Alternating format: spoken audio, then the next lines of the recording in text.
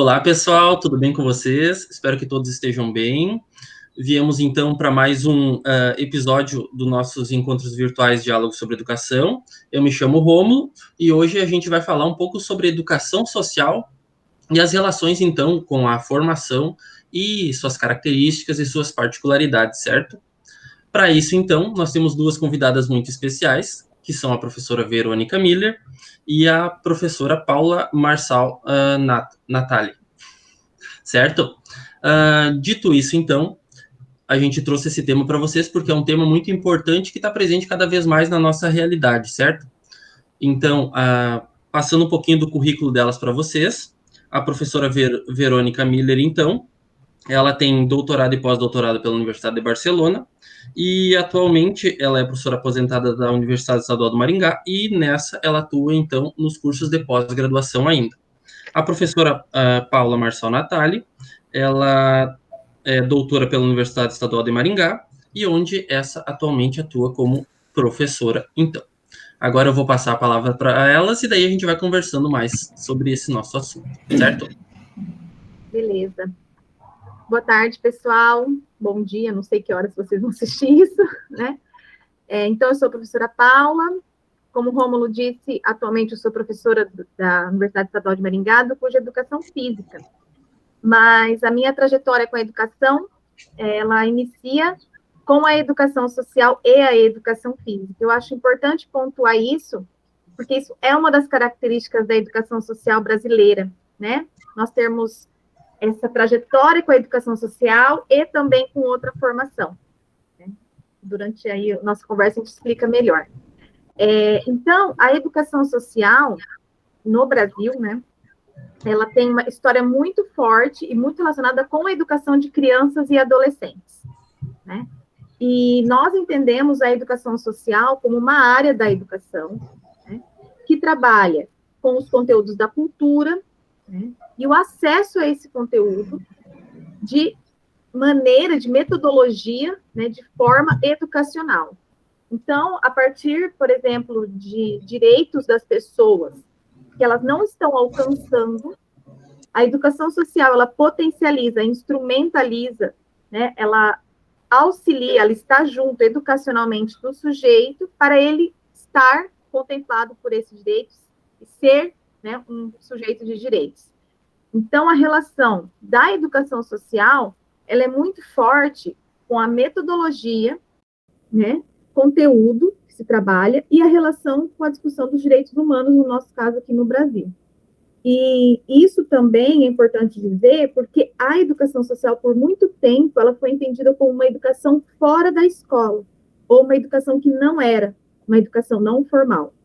Nós entendemos que esse conceito precisa ser superado, porque a educação social é uma área da educação que pode estar em diversos lugares, né? Pode estar dentro de um museu, de um hospital, numa praça, numa escola, na universidade, num hospital, né? Então, ela não pode ser considerada uma educação que é não, né? Ou que ela não está. Por isso que a gente usa, né, o termo educação social e pelo nosso entendimento de que a educação social mesmo pode estar em vários lugares e se trabalha com ela a partir dos objetivos e conteúdos e metodologias, e não do lugar que ela está. Acho que a gente pode começar por aí. Quer que a gente fale mais sobre como a gente entende ou quer mudar? Se a senhora acha que pode agregar mais, pode ser, senão eu acho que está tranquilo. Só para dizer em outras palavras, né? Porque diferentes pessoas entendem com outras linguagens, entendem melhor e outras pior e tal. Então, tem a professora Violeta Nunes, que é uma referência do nosso coletivo. Ela usou a expressão profissional do antidestino que nós somos, né? Os profissionais da educação social são profissionais do antidestino. É aquele profissional que se a pessoa tem a sorte de cruzar com ele, vai mudar a trajetória da vida, que era esperada nas estatísticas, né? Na estatística da pobreza, do sofrimento, da desesperança, da falta de infraestrutura de todo tipo para seguir adiante. Então, um profissional da educação social vai ter consequências, vai promover consequências na vida da pessoa, mas a gente idealiza que não seja só na vida da pessoa, que seja também no coletivo onde essas pessoas vivem e também na comunidade, na cidade, no lugar onde a pessoa vive. Então, pode dizer que a educação social pode atuar no indivíduo, no social e no comunitário, né? Tem estudos sobre isso já, né, professora? Sim, sim. Na França, se assume, dentro das políticas públicas que são nacionais ou locais, todas assumem essa dimensão da educação social. E aqui no Brasil, então, a gente ainda tem que desenvolver mais essas ações, né, comunitárias e sociais, né, porque nós ainda temos um entendimento de educação social, uma ação da educação social, não um entendimento, melhor dizendo, muito voltado para o conteúdo, para a oficina, para o número de crianças e adolescentes atendidos, né? E não prioriza aí nesse sentido projetos individuais, né? Ações mais individualizadas que podem, então, ter consequências mais amplas nesses outros espaços, né? Nessas outras organizações e que podem, por dentro, né, delas, ter pessoas, né, que conseguem, na sua comunidade, ter uma ação mais incisiva, ser mais participativo. E a questão da participação é um conceito muito importante para a gente no entendimento da educação social. Ela é uma premissa, a participação social, né? Tanto na constituição do que é a formação do profissional, quanto dos próprios sujeitos, né, da educação social. Então, a participação social também, eu acho que é um conceito que a gente tem que trazer aqui, né, como muito importante para a área, né, acontecer. Seria mais como se ela não transformar é uma coisa, né, mas ela fazer com que o indivíduo reconheça aquilo que ele vê como parte da vida dele e como uma coisa que pode transformar a vida dele, né? Seria... E que ele tem direito a essa coisa, né? Exatamente. No sentido de superar o que a gente entende ainda, né, na nossa política da assistência como assistencialismo. Não.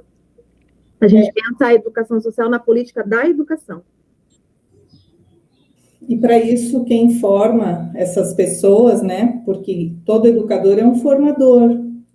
Essa pessoa tem que ter uma formação muito substanciosa, né? Em vários âmbitos, porque como é que um adulto profissional vai fazer uma criança ou um velhinho ou um doente de qualquer idade entender que ele tem direitos e que ele é parte de uma sociedade que está produzindo aquela situação dele, né? Isso é preciso fazer uma análise crítica, precisa entender de história, de antropologia, de sociologia, no mínimo. Essas situações, então, elas vêm para complementar essa formação desses professores que atuam junto com essas pessoas. Não seriam esses professores, com esses professores que atuam diretamente com essas pessoas daí, que deve ser uma formação mais ampla, mais nesse sentido, tanto como as suas atividades também. Seria isso? Acho que temos que esclarecer. Quer falar, Paulo? Não, pode falar. Não, eu não sei bem de que lugar tu está falando. Acho que o teu lugar está sendo de dentro da escola e tu está tentando colocar esse profissional dentro da escola, talvez. Mas a gente vai conversando para se entender. Só que o que nós temos defendido é que a educação no Brasil tem que ser assumida pelas políticas públicas, por todas as leis, por qualquer regra que tenha a ver com educação, ela tem que ser assumida não mais como sinônimo de escola. Educação é algo amplo que se relaciona com o desenvolvimento humano e social, e existem sistemas que são característicos para ensinar determinadas coisas e conseguir determinadas coisas no âmbito da educação. Então, nós estamos lutando para que existam pelo menos 2 sistemas no Brasil. Um sistema escolar, que é o que a LDB está cuidando, e um outro sistema, que é o sistema da educação social, que vai trabalhar relacionando o desenvolvimento humano e da sociedade com os direitos humanos e com a capacidade de vida civilizatória, sabe? Com o jeito da pessoa ficar instrumentalizada para andar pelo mundo.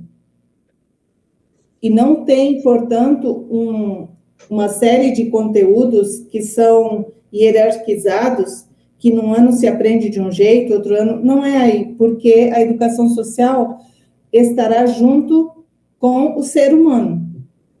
E ela não é definida a priori pelo lugar, como a educação escolar, que é um lugar que a define, né? Sim. Então, eu não sei se eu entendi bem, mas eu acho que tu gostaria que a gente respondesse qual a relação do educador social com a escola ou com o professor, não sei. Era isso ou não? Pode ser também, mas eu era nessa toada que a senhora estava falando que eu queria colocar, mas eu não consegui encontrar as palavras para dizer que a pessoa, seja lá em qual lugar ela for, ela deve compreender que ela é um agente de transformação. Seria isso que eu queria colocar, porque eu acho que é isso. Isso deveria ser tanto da educação social como da educação nas escolas mesmo, assim. Sim. Seria esse o papel. Rômulo, que a gente pensa que a educação social pode estar na escola, né? Porque ela tem que trabalhar, né, com esses conteúdos que, por vezes, o professor que está na sala de aula não faz, né, porque ele tem outras coisas para trabalhar com os alunos, e também porque o educador social teria um trânsito comunitário, um trânsito na escola, que é uma das coisas que a gente também almeja na formação de professores, né? Mas que a gente sabe que não é assim, que poderia potencializar as questões daquela comunidade de forma educativa e trabalhar junto com as pessoas, né? Então, a gente vê a escola como mais um espaço potente para esse trabalho, que na nossa característica brasileira não iniciou aí, mas em outros países é muito tranquilo, né? A gente tem conhecimento de muitas situações da educação social pelo mundo. E a Paula, quando desenvolveu a tese de doutorado dela, foi visitar o Uruguai, que é conhecidamente o país que mais desenvolvido há 30 anos tem curso de formação de educadores sociais profissionais, né? E eles têm uma experiência que a gente achou que merecia ser conhecida. Então, a Paula foi lá conhecer, junto com outra colega do doutorado, a Cleia Renata Souza. E aí, tu podia contar, Paula, coisas, né? Eu acho que seria interessante trazer algum relato. Sim, a gente foi para o Uruguai, né, para aprender e vivenciar um pouco o que era uma estrutura educacional, né, a convivência com educadores que tinham passado por uma formação que aqui a gente acharia normal essa inserção de pós-graduandos, por exemplo, no curso de pedagogia, de educação física, de história, enfim. E lá, no nosso caso, na educação social. Eu acho que a primeira coisa importante para a gente dizer, que é uma coisa que talvez nos inspire, é que o Uruguai, ele tem, na lei da educação, a educação social. Ela não está num adendo, ela não está na política da assistência, em uma política, como aqui no Brasil ela está na política, né, do SUAS, dentro do CRAS, do CREAS e do Serviço de Convivência. Ela está na política de educação, e isso a gente sabe que garante que a educação aconteça, né? Pensando no financiamento, pensando em estrutura de carreira, enfim. Então, quando a gente pega a Lei Geral da Educação do Uruguai, a gente tem um ramo que vai discutir, dentro da lei, a educação escolar e aqui o que eles chamam de educação social.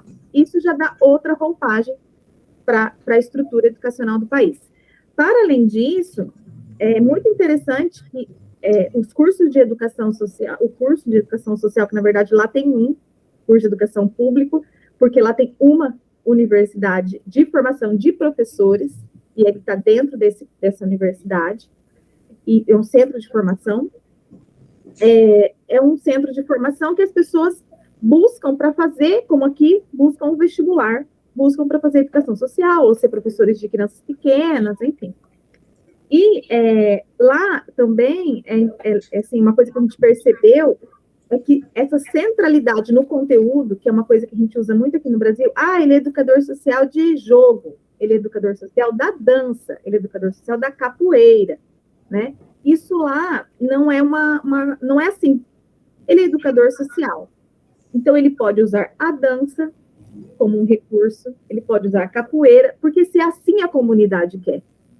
Porque o objetivo não é aprender só a dança, né? A dança é um caminho. Sim, a dança que se aprende tem que ser de excelente qualidade, não é isso que a gente está falando, não é qualquer coisa. Mas o objetivo não é esse, só. E aí eu me perguntei lá, né? Mas aí se eu não tenho eu sou educadora social e eu não tenho conhecimento em capoeira, o que se faz no Uruguai? Se trabalha junto com o professor de capoeira, né? A especificidade do que ele faz com o que o educador social faz, né? Então, assim, o Walter, que é das pessoas que a gente conversou lá, trabalhava na formação de professores, tinha sido educador social por muitos anos e estava trabalhando também no Ministério da Educação. Ele conta assim: eu não sou professor de esporte, mas um jeito que eu chegava nos meninos da rua era sempre batendo uma bola, né? E se dali um menino quisesse fazer um treinamento de futebol, tivesse esse desejo, se isso fizesse parte do projeto de vida dele, o Walter, com esse menino, ia buscar um lugar específico do treinamento do futebol, né? E eu falo com bastante tranquilidade disso, porque eu e a Verônica somos professoras de educação física, né? E essa pergunta sempre vem: nossa, mas vocês são professores de educação física e estão defendendo a educação social, né? Não vai roubar a área? Não, vai agregar, né? Vai acrescentar, porque em contrapartida que fomos ao Uruguai, conversamos com educadores aqui. E aqui, os educadores são muito especialistas no seu conteúdo, né? Em geral, eles são muito bons no que fazem. Se são educadores da música, em geral, nas linguagens das artes, dos esportes, né? Mas o outro pedaço, que é o da educação social em si, que é a leitura de mundo, que é a possibilidade de construir um projeto de vida, que é o trânsito pelas políticas dadas no momento, né? Na sua comunidade, não está acontecendo. Acho que tá bom.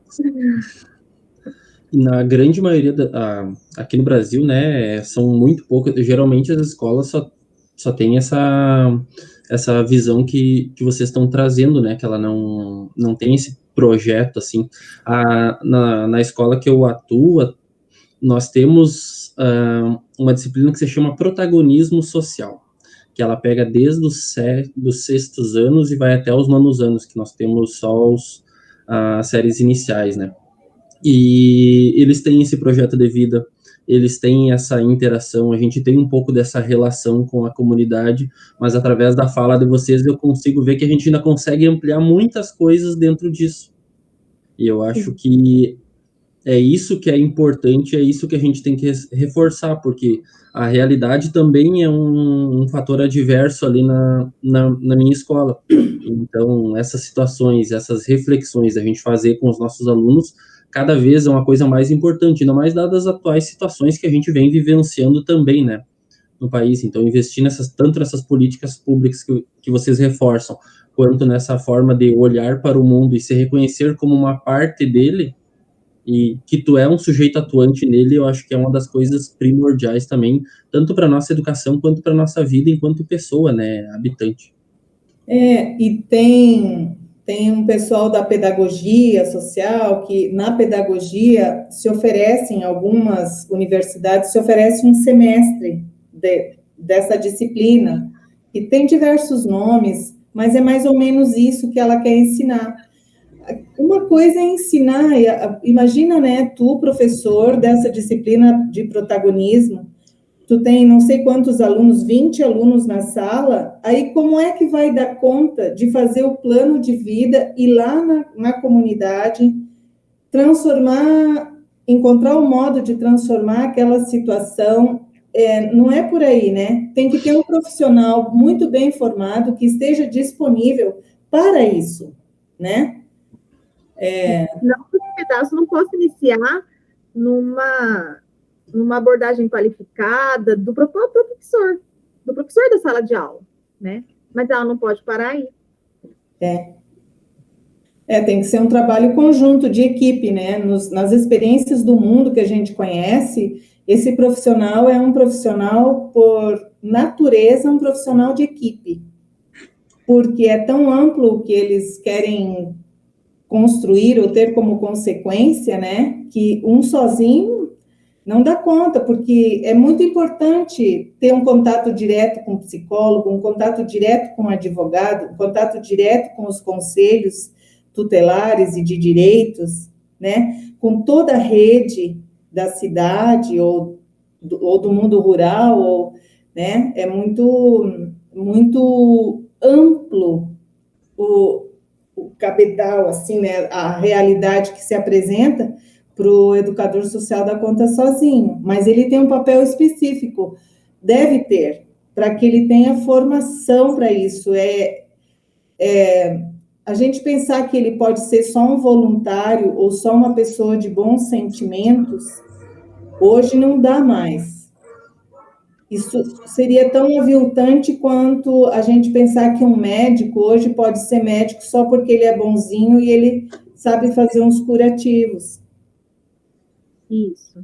Até porque, se a gente está admitindo, de alguma forma, que o educador social é importante no nosso mundo da educação, ao ponto que nós temos instituições inteiras que têm esses profissionais, por exemplo, os serviços de convivência e fortalecimento de vínculos, o CRAS, o CRES, isso está na política. Então, se a gente está admitindo como alguma política que esse profissional da educação existe, né, ele não pode ser qualquer um, no sentido de qualquer um de não ter a formação, né, ou de ter uma formação que não se comprova, por exemplo, né, porque na nossa Constituição Social atual, um professor passa por um processo formativo formal. Não que o processo formativo não seja da vida inteira, ou iniciou lá no grupo de jovens, como muitos educadores que eu conversei, né, naquela experiência coletiva da igreja, às vezes, que aquilo desperta uma coisa dele ensinar, e ele vai estudar, e vai virar o profissional, porque até então ele não é o profissional. Acho que é importante a gente dizer também que tem uma professora muito importante, né, no Brasil, da educação social, que chama Jaciara Paiva, e ela explica muito bem a questão do voluntariado nisso, né, que também é uma questão que normalmente vem para a gente. O voluntariado, segundo ela, é um valor muito importante para qualquer país, a pessoa ser voluntariosa, mas isso não tem nada a ver com a pessoa ser um profissional da educação. Ela pode ser voluntária em vários sentidos, mas eu não quero, nem o Rômulo, nem a Verônica, que os meus filhos aprendam matemática com um voluntário, né? Então, a profissionalização e ser voluntário são coisas diferentes. E como a gente tem uma história muito forte da educação social com o terceiro setor e com o voluntariado, isso é necessário cada coisa ficar no seu lugar, né? Nós trabalhamos, às vezes, com voluntários maravilhosos nos nossos projetos de educação social. Pessoas que se põem lá a montar alguma coisa num dia especial para as crianças, né? A falar, olha, eu vou me voluntariar para levar as crianças para uma sessão de cinema muito legal. Isso pode ser, desde que isso esteja no projeto educativo dos educadores. Isso seja só uma ação do voluntário. E o âmbito de atuação, né? A Paula agora está dando um exemplo de alguém que brinca na comunidade, que tem contato com crianças, sistemático esse contato, senão não é educação. Nenhuma educação é feita de eventos. Assim, hoje. Isso não tem consequência educativa perene, né? Mas os educadores sociais que já existem hoje no Brasil são em torno de 177 mil contratados na política pública, e eles são todos na área da assistência social. nos abrigos, nas casas de convivência. E esses, não existe nenhum no Brasil, desses quase 200 mil, que tenha formação. Mas eles têm função educativa em ambientes considerados na política já admitidos como de alta complexidade. Eles têm responsabilidades com os humanos que são de alta complexidade, que são atendidos por assistentes sociais e psicólogos na equipe técnica com formação superior, e o educador, que tem uma função diferente do assistente e do psicólogo, pode ser, hoje, admitido com nível médio ou com nível superior, mas quando o município abre para nível superior, ele paga como ensino médio, e essa pessoa não sabe o que fazer lá. E faz, segundo nossas pesquisas, coisas infinitamente diferentes em cada lugar.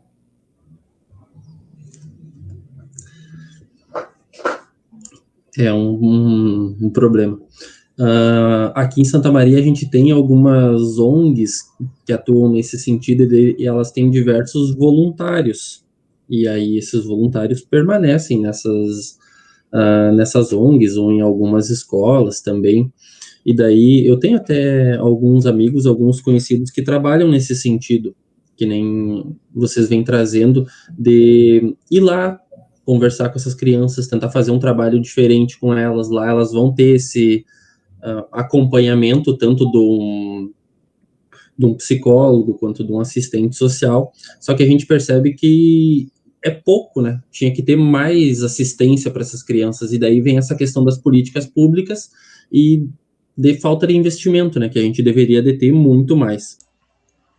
Muito bem, então, pessoal. E essa foi a nossa primeira parte do nosso diálogo. Aguardo todos vocês na sexta-feira, às 15 horas, para a gente dar continuidade. Não se esqueçam de compartilhar, de curtir o vídeo também e divulgar para os amigos de vocês. Fiquem todos bem, um abraço e até a sexta. Tchau, tchau.